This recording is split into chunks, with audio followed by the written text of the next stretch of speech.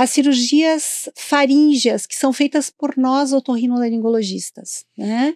As cirurgias faríngeas vão ser super bem indicadas também em alguns pacientes que vão ter benefícios fantásticos. Se a gente vai fazer essa cirurgia numa criança, a gente vai ter um ganho excepcional, inclusive a cura do problema do ronco e da apneia. No adulto, a gente vai fazer a cirurgia faríngea com a ideia de minimizar o problema, de melhorar o problema. A gente não promete cura, porque não se cura a apneia com cirurgia faríngea.